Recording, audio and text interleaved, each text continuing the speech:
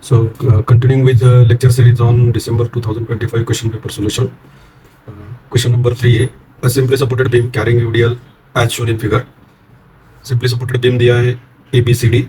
इस पे UDL है, BC पोर्शन पे UDL है 10 किलोन्यूटन पर मीटर का.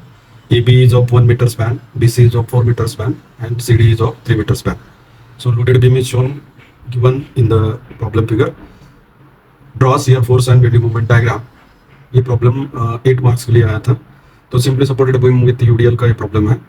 तो यहाँ पे सिंपली सपोर्टेड बीम दिया है, यहाँ पे रिएक्शन आ रहा है और आरडी ये हमें मार्क करना है, इसलिए रेड कलर से हमने यहाँ पे मार्क कर दिया. तो इस प्रॉब्लम में एसएफडी पीएमडी के प्रॉब्लम में पहले हमें क्या करना है, रिएक्शंस फाइंड आउट करने हैं. तो रिएक्शन फाइंड आउट करने के लिए let the reactions at A and D R R A and R D respectively.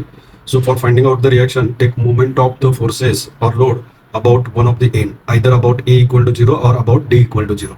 तो यहाँ पे हम मोमेंट्स ले रहे हैं सभी लोड्स का about A and equal to 0.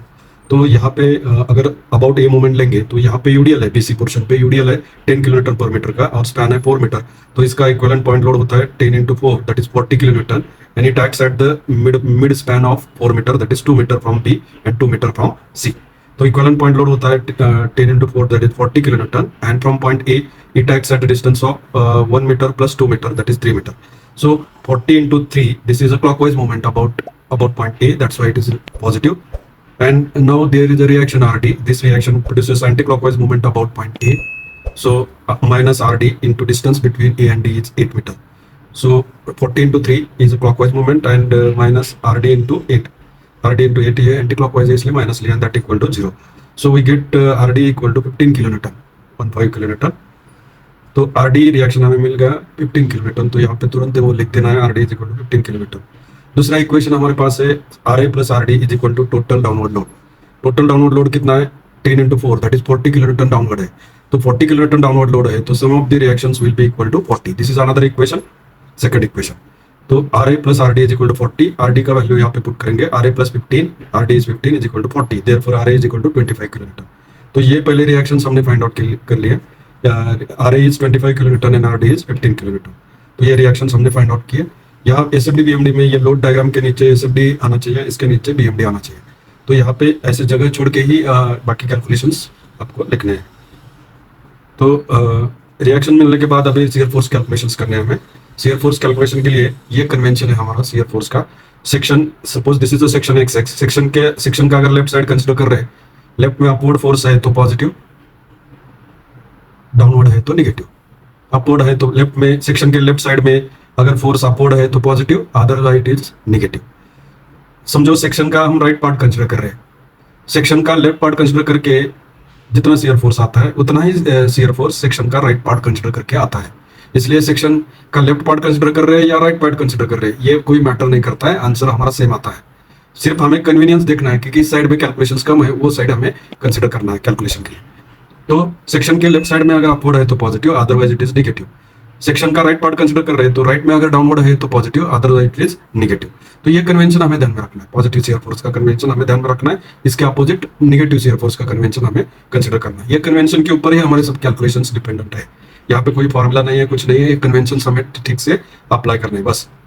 तो यहाँ पे हम शियर फोर्स कैलकुलेशन देखेंगे इस कन्वेंशन के हिसाब से. तो shear force at A point पे रिएक्शन है. रिएक्शन 25 किलोमीटर का है. जहां जहां पॉइंट लोड होगा वहां पे दो सेक्शन लेना है. ए के लेफ्ट में सेक्शन लेना है, उसका लेफ्ट पार्ट कंसीडर करना है. तो ए पॉइंट के लेफ्ट में सेक्शन लिया और उसका लेफ्ट पार्ट कंसीडर किया तो कोई फोर्स नहीं है, तो शियर फोर्स इज 0 किलोमीटर. पहला वैल्यू शियर फोर्स का आ गया 0 किलोमीटर. फिर ए पॉइंट के जस्ट राइट में सेक्शन लिया, ए पॉइंट के जस्ट राइट में सेक्शन लिया और उस सेक्शन का लेफ्ट पार्ट कंसीडर किया. तो सेक्शन के लेफ्ट साइड में ये रिएक्शन 25 किलोमीटर का अपवर्ड है. तो लेफ्ट में as per hour convention left side में अगर आप शियर फोर्स अपवर्ड है तो उसको पॉजिटिव कंसीडर करना है. तो shear force at point A for the section just to the right of A कितना आ रहा है 25 प्लस 25 किलोन्यूटन. साइन नहीं है इसका मतलब वो प्लस है. तो shear force at A for the left section is 0 value and shear force at A for the section just to the right of A equal to 25 kilonewton. Similarly, if we take the section, यहाँ B point पे point load नहीं है तो यहाँ पे एक ही section लेना है, दो section नहीं लेना है. A point पे point load act हो रहा था इसलिए दो section लिया हमने. जहाँ जहाँ point load है वहाँ पे दो section लेना है, ये ध्यान में रखना है. तो B point पे section लिया क्योंकि यहाँ पे UDL है, UDL B से start हो रहा है और C पे खत्म हो रहा है. तो यहाँ पे बी पे एक ही सेक्शन आएगा और इस सेक्शन का लेफ्ट पार्ट कंसीडर करेंगे तो लेफ्ट में 25 किलो न्यूटन का रिएक्शन अपवर्ड रिएक्शन है, तो shear force at B it's value is plus 25 kilo newton. फिर हमें shear force at C calculate करना है। यहाँ पे सेक्शन लिया हमने, shear force at C calculate करना है। यहाँ पे पॉइंट लोड नहीं है तो एक ही सेक्शन लेना है। इस सेक्शन का लेफ्ट पार्ट कंसीडर करके ही सेम फोर्स शियर फोर्स आने वाला है और सेक्शन का राइट पार्ट कंसीडर करके भी सेम फोर्स आने वाला है। तो यहाँ पे राइट साइड में एक ही रिएक्शन है आरडी। जो सेक्शन सी में से जाने वाला सेक्शन हमने कंसीडर कर लिया, उसका राइट पार्ट कंसीडर करेंगे तो राइट में ये रिएक्शन आरडी अपवर्ड है 15 किलो न्यूटन का। तो राइट में अगर डाउनवर्ड है, सेक्शन के राइट साइड में अगर डाउनवर्ड शियर फोर्स है तो ये पॉजिटिव है, अदरवाइज इट इज निगेटिव। तो यहाँ पे इस सेक्शन एट सी के राइट साइड में ये रिएक्शन अपवर्ड है इसलिए निगेटिव है। So shear force at C considering the right part of the section it is minus 15 kilometre, minus 15 kilometre. तो हमने राइट पार्ट कंसीडर करके हमारा आंसर माइनस 15 आ गया। तो सेक्शन एट सी का लेफ्ट पार्ट कंसीडर करके देखते हैं कि माइनस 15 आ रहा है नहीं आ रहा। तो लेफ्ट में 25 अपवर्ड रिएक्शन है तो प्लस है 25 minus 40, 10 into 4 is 40 kilometre downward, 25 minus 40 तो माइनस 15 किलोमीटर आया। तो सेक्शन का लेफ्ट पार्ट कंसीडर करके माइनस 15 किलोमीटर आया और सेक्शन का राइट पार्ट कंसीडर करके भी सेम आंसर आ रहा है माइनस 15 किलोमीटर। तो हमें यहाँ ध्यान में रखना है जिस साइड में कैलकुलेशंस कम है वो साइड हमें कंसीडर करना है और ये कन्वेंशन हमें ध्यान में रखना है। एरो का डायरेक्शन ऐसे होना चाहिए कि क्लॉकवाइज मूवमेंट प्रोड्यूस कर रहा है तो ये पॉजिटिव शियर फोर्स है, ऐसे ध्यान में रखना है। तो shear force at C is minus 15 kilometre. Then at D there is a reaction of 15 kilometre. So यहाँ पे दो सेक्शन लेना है, डी के जस्ट लेफ्ट में सेक्शन लेना है, डी के जस्ट लेफ्ट में सेक्शन लेना है और उस सेक्शन का राइट पार्ट कंसीडर करेंगे। तो सेक्शन का राइट पार्ट कंसीडर करेंगे तो आर डी रिएक्शन अपवर्ड है राइट साइड में, राइट साइड में डाउनवर्ड है तो पॉजिटिव, अदरवाइज इज नेगेटिव। तो डी पॉइंट के लेफ्ट सेक्शन में, डी पॉइंट के जस्ट टू द लेफ्ट में अगर सेक्शन लेते हैं और उसका राइट पार्ट कंसीडर करते हैं तो राइट में ये अपवर्ड रिएक्शन है, आर डी अपवर्ड है तो ये माइनस 15 किलोमीटर लेना है, माइनस 15 किलोमीटर। तो एक प्रॉब्लम अच्छे से समझना है, वही कन्वेंशन सभी प्रॉब्लम के लिए हमें यूज करना है। तो डी पॉइंट पे जस्ट लेफ्ट में सेक्शन लिया और इस सेक्शन का राइट पार्ट कंसीडर किया हमने तो ये राइट में रिएक्शन अपवर्ड है इसलिए माइनस 15 आया। So shear force at D for the section just to the left of D is minus 15। अभी डी के राइट में सेक्शन लेंगे, जस्ट राइट में सेक्शन लेंगे, यहाँ पे जस्ट राइट में सेक्शन कंसीडर करेंगे और सेक्शन का राइट पार्ट कंसीडर करेंगे। राइट में कोई फोर्स नहीं है तो जीरो है। Shear force at D for the section just to the right is equal to 0 kilometre. तो शियर फोर्स एट डी कैसे चेंज हो रहा है, माइनस 15 टू 0 चेंज हो रहा है, राइट। तो हमें ये सभी शियर फोर्सेस मिल गए तो हमें अभी ये प्रोजेक्शंस लेने हैं, ऐसे हर एक पॉइंट की प्रोजेक्शंस लेने हैं शियर फोर्स डायग्राम के लिए। और यहाँ पे एक रेफरेंस लाइन लिया हमने, ये रेफरेंस लाइन हॉरिजॉन्टल लाइन, इस पे पॉइंट्स मार्क कर दिए, point A, point B, point C, point D, ये पॉइंट्स मार्क कर दिए। ए पॉइंट पे shear force at A first value is 0 and second value is plus 25। So shear force at A first value is 0 and second value is plus 25। तो plus मतलब ऊपर में mark करना है, ये 25 किलोमीटर का हमने shear force at point A mark कर दिया। फिर ए और बी में कोई फोर्स नहीं है इन बिटवीन, तो shear force diagram remains horizontal. तो शियर फोर्स एट बी कितना था हमारा 25 किलोमीटर। दैट मीन्स ए पे जितना शियर फोर्स है उतना बी पे शियर फोर्स है, तो डायग्राम में ये हॉरिजॉन्टल लाइन आया। So shear force remains constant. फिर शियर फोर्स एट सी हमने कैलकुलेट किया है, यहाँ पे देखिए कैलकुलेशंस माइनस 15 किलोमीटर। तो सी पॉइंट पे माइनस है, मतलब ये रेफरेंस लाइन हॉरिजॉन्टल लाइन से डाउनवर्ड साइड में मार्क करना है माइनस 15। तो ये दो पॉइंट हमें मिल गए, तो ये दो पॉइंट हमें स्ट्रेट लाइन से ज्वाइन करने, इंक्लाइन स्ट्रेट लाइन से ज्वाइन करने। तो ये इंक्लाइन स्ट्रेट लाइन इस रेफरेंस लाइन को यहाँ पे कट करा है। ये पॉइंट क्या है, point of contrast year. What is point of contrast year? Point of contrast year is the point on the beam at which shear force value is 0. shear force value 0 होता है और bending moment value इसमें maximum होता है। At point of contrast here, the shear force value is 0 and bending moment value is maximum, right? तो bending moment value maximum इस point पे रहता है और shear force का वैल्यू 0 रहता है। तो हमें ये पता करना है कि B से कितने डिस्टेंस पे ये shear force 0 होगा। तो ये हमें ये डिस्टेंस पता नहीं है, इसलिए x हमने अज्यूम कर लिया। Let x is the distance of point of contrast here from point B. Point B से ये डिस्टेंस है x मीटर पे, जहाँ पे point of contrast year occur हो रहा है, ऐसे हमने कंसीडर कर लिया। सो एट दिस सेक्शन ये सेक्शन कंसीडर करना है। इस सेक्शन का लेफ्ट पार्ट कंसीडर करके हमें शियर फोर्स का इक्वेशन लिखना है। So shear force equation at this section, ये शियर फोर्स का इक्वेशन कैसे लिखना है देखिए। बी से x मीटर डिस्टेंस पे हमने सेक्शन कंसीडर किया जहाँ पे शियर फोर्स का वैल्यू 0 है और बेंडिंग मोमेंट का वैल्यू मैक्सिमम है, जिस पॉइंट को हम बोलते हैं पॉइंट ऑफ कॉन्ट्रास्ट ईयर। तो x डिस्टेंस पे है, b से x डिस्टेंस पे है। तो इस सेक्शन का लेफ्ट पार्ट कंसीडर करेंगे तो लेफ्ट में शियर फोर्स क्या है, पहला है 25 किलो न्यूटन। सेक्शन के लेफ्ट में अगर अपवर्ड है तो पॉजिटिव हमारा कन्वेंशन है, तो plus 25। So shear force at section X x पहला वैल्यू आया प्लस 25। फिर ये स्पैन x मीटर का है और इस पे यूडीएल का इंटेंसिटी है 10 किलोमीटर पर मीटर। तो x स्पैन अगर हम कंसीडर कर रहे हैं तो x स्पैन पे 10 किलोमीटर पर मीटर यूडीएल का इंटेंसिटी है। तो इसका इक्विवेलेंट पॉइंट लोड हो गया 10 इंटू एक्स, और वो x के मिड पॉइंट में एक्ट होगा, यहाँ पे। तो ये डाउनवर्ड है, तो लेफ्ट साइड में, सेक्शन के लेफ्ट साइड में डाउनवर्ड फोर्स है तो निगेटिव, तो माइनस 10x। तो shear force at section X X is equal to 25 minus 10 into X and that equal to 0। इस पॉइंट पे हमें मालूम है कि शियर फोर्स का वैल्यू कितना है, 0 है। तो 25 डिवाइड बाय 10 आता है 2.5 metre. x is equal to 2.5 metre from b at this distance. एक b पॉइंट से 2.5 मीटर पे क्या है, ये पॉइंट ऑफ कॉन्ट्रास्ट ईयर है, पॉइंट ऑफ कॉन्ट्रास्ट ईयर। तो यहाँ पे ये इक्वेशन हमें समझना जरूरी है। Shear force at section X X और at a point of contrast year is equal to section के लेफ्ट साइड में अपवर्ड है 25 किलो न्यूटन का रिएक्शन, इसलिए प्लस लिया। और x मीटर स्पैन पे यूडीएल है, x मीटर स्पैन पे यूडीएल है 10 किलो न्यूटन का, तो उसका पॉइंट लोड हो गया 10 इंटू एक्स। और वो कहाँ पे एक्ट होगा, x मीटर के हाफ में एक्ट होगा, और ये डाउनवर्ड है इसलिए माइनस 10 इंटू एक्स किया है। 25 minus 10 into X is equal to 0 किया हमने, तो x is equal to 2.5 metre आ गया answer. So point of contrast here is at a distance of 2.5 meter from B. 2.5 meter from B. तो point of contrast year कितने distance पे है, B से 2.5 मीटर पे पॉइंट ऑफ कॉन्ट्रास्ट ईयर है। At point of, I repeat, at point of contrast year shear force value is always 0 and bending moment value is always maximum, right. अभी क्या करना है हमें, उस सेक्शन पे bending moment at this point of contrast year कितना है, उसका इक्वेशन लिखना है। तो bending moment at section X is equal to, तो यहाँ पे देखेंगे हम, यहाँ पे डायग्राम, लोडेड बीम डायग्राम में देखेंगे, b से x मीटर पे ये सेक्शन है, b से x मीटर पे ये सेक्शन है। तो यहाँ पे ये डिस्टेंस है x मीटर, b से x मीटर। तो ये सेक्शन कंसीडर करना है हमें। इस सेक्शन का लेफ्ट पार्ट कंसीडर करके बेंडिंग मोमेंट का इक्वेशन लिखना है। पहला फोर्स है reaction 25 kilo Newton, reaction 25 kilo Newton into its distance from the section is, यहाँ तक x है और a टू b 1 मीटर है, तो ये डिस्टेंस, टोटल डिस्टेंस हो गया x plus 1। So 25 into x plus 1, this is clockwise moment, so it is positive. तो पॉजिटिव लिया हमने यहाँ पे।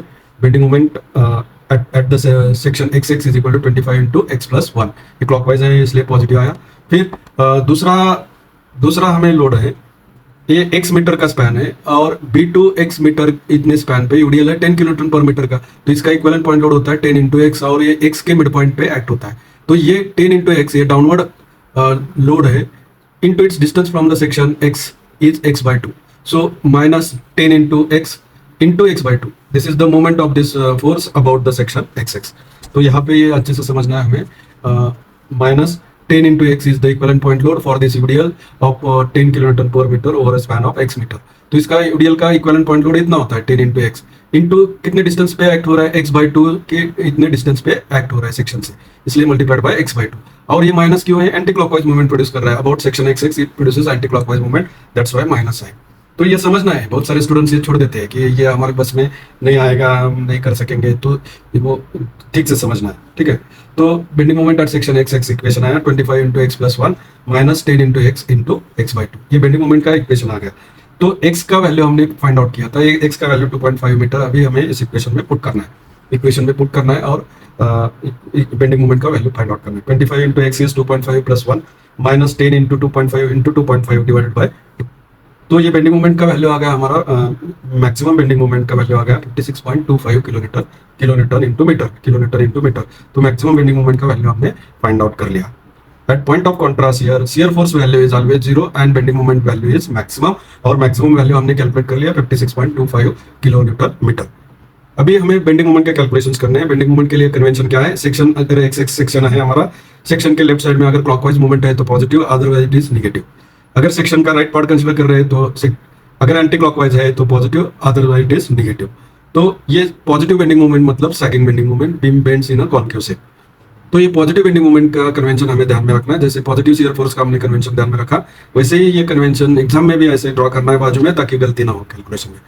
तो सेक्शन का लेफ्ट पार्ट कंसीडर किया क्या और राइट पार्ट कंसीडर किया क्या, तो बेंडिंग मोमेंट का वैल्यू सेम आता है, इसलिए आप कंफ्यूज मत हो कि सेक्शन का लेफ्ट पार्ट कंसिडर करना है या राइट पार्ट कंसिडर करना है, कौन सा भी पार्ट कंसिडर करो, बेंडिंग मोमेंट का आंसर सेम आना चाहिए, तभी वो कैलकुलेशंस करेक्ट है, अदरवाइज ये रॉन्ग कैलकुलेशंस है, ये समझ लेना है, ठीक है। So bending moment at point A supported, A and D are supported, bending moment at point A and D, bending moment at point A and D is 0. A और D and का है, सपोर्टेड एंड है, तो उसमें bending moment का value कितना है, 0 है। Bending moment at A is 0। Now bending moment at B पे सेक्शन लिया हमने, यहाँ पे सेक्शन लिया B में, और लेफ्ट पार्ट कंसिडर किया, लेफ्ट में 25 किलोन्यूटन का लोड है, रिएक्शन है, into distance is 1 metre and this moment is clockwise. Left में अगर क्लॉकवाइज मोमेंट है तो पॉजिटिव कंसिडर करना है, एंटी क्लॉकवाइज है तो नेगेटिव कंसिडर करना है। इसलिए bending moment at B is equal to 25 into 1, that is 25 kilometre metre and it is clockwise, that's why it is plus. फिर हमने bending moment at point of contrast year हमने find out कर लिया। B के बाद आता है ये point of contrast year. Point of contrast year पे हमने बेंडिंग मोमेंट यहाँ साइड में कैलकुलेशन किए हैं, ये 56.25 इतना बेंडिंग मोमेंट 56.25 किलोमीटर मीटर इतना बेंडिंग मोमेंट का वैल्यू एट पॉइंट E है, या पॉइंट ऑफ कॉन्ट्राफ्लेक्चर पे उतना बेंडिंग मोमेंट का वैल्यू है। तो हमने ई पॉइंट पे बेंडिंग मोमेंट का वैल्यू फाइंड आउट कर लिया, दैट इज 56.25 किलोन्यूटन मीटर। अभी bending moment eight C calculate करना है हमें, bending moment eight C calculate करना है। बेंडिंग मोमेंट एट C पे सेक्शन लिया हमने, उसका लेफ्ट पार्ट कंसिडर किया क्या या राइट पार्ट कंसिडर किया, बेंडिंग मोमेंट का आंसर सेम आने वाला है। तो C पे सेक्शन लिया, राइट में एक ही रिएक्शन है, तो ये राइट पार्ट कंसिडर करना यहाँ आसान है, इसलिए सेक्शन C पे सेक्शन लिया और उसका राइट पार्ट कंसिडर किया। राइट में RD रिएक्शन 15 किलोन्यूटन का है, into distance is 3 metre and this is anti clockwise moment. तो राइट में अगर एंटी क्लॉकवाइज मोमेंट प्रोड्यूस कर रहा है तो वो पॉजिटिव कंसिडर करना है, पॉजिटिव कंसिडर करना है। यहाँ पे देखिए सेक्शन के राइट साइड में अगर एंटी क्लॉकवाइज मोमेंट है तो positive, otherwise it is negative. तो यहाँ पे about point C, at point C, the moment of this reaction RD is 15 into distance is 3, so it is 15 into 3, that is anti-clockwise, so it is 45 kilometre metre anti-clockwise। तो bending moment at point C आया हमारा 45 kilometre metre. और bending moment at supported end, at simply supported beam at supported end D, bending moment value is 0, bending moment value is 0। तो bending moment at A and D is always 0। Bending moment at B is 25 kilometre metre, bending moment at E is 56.25 kilometre, bending moment at C is 45 kilometre metre and bending moment at D is 0। तो ये values हमारे पास है, अभी सभी values हमने find out कर लिए बेंडिंग मोमेंट के। तो बेंडिंग मोमेंट डायग्राम हमें कंप्लीट करना है, जस्ट SFD के नीचे ही हमें बेंडिंग मोमेंट डायग्राम हमें कंप्लीट करना है। तो A पॉइंट और D पॉइंट में बेंडिंग मोमेंट का वैल्यू 0 है, B पॉइंट में बेंडिंग मोमेंट का वैल्यू है 25 किलोमीटर मीटर। यहाँ पे देखिए B पॉइंट पे बेंडिंग मोमेंट का वैल्यू है 25 किलोमीटर मीटर, प्लस है, प्लस। तो यहाँ पे B पॉइंट पे हमने मार्क कर दिया, ये हाइट 25 किलोमीटर मीटर का है, तो 25 किलोमीटर मीटर इतना हमने ये डिस्टेंस मार्क कर दिया। A और B में देखिए, A और B में SFD कैसा है, हॉरिजॉन्टल है, कांस्टेंट है। तो यहाँ बेंडिंग मोमेंट डायग्राम में यहाँ पे क्या है, स्ट्रेट लाइन से बेंडिंग मोमेंट डायग्राम हमें ड्रॉ करना है, straight line, incline straight line. फिर bending moment at E point, bending moment at E point हमने कैलकुलेट किया था, कितना आया, bending moment at E is 56.25 kilometre metre. तो ये सबसे ज्यादा है बेंडिंग मोमेंट यहाँ पे डायग्राम में। तो E पॉइंट से ये 25 यहाँ तक था, तो उससे ज्यादा 56.25 किलोमीटर मीटर है बेंडिंग मोमेंट, तो ये पॉइंट हमने मार्क कर दिया। फिर बेंडिंग मोमेंट एट C कितना है, 45 किलोमीटर मीटर है, तो ये मार्क कर दिया हमने, 45 किलोमीटर मीटर का ये पॉइंट मार्क कर दिया। और बेंडिंग मोमेंट एट D 0 है। अभी B और C में देखिए, B और C में क्या है, यूडीएल है, यहाँ पे यूडीएल है 10 किलोमीटर पर मीटर का। तो SFD में क्या आया, इंक्लाइन स्ट्रेट लाइन आया, इंक्लाइन स्ट्रेट लाइन आया। अगर दो पॉइंट में यूडीएल है तो SFD इंक्लाइन स्ट्रेट लाइन रहता है, और बेंडिंग मोमेंट डायग्राम क्या रहता है, पैराबोलिक कर्व।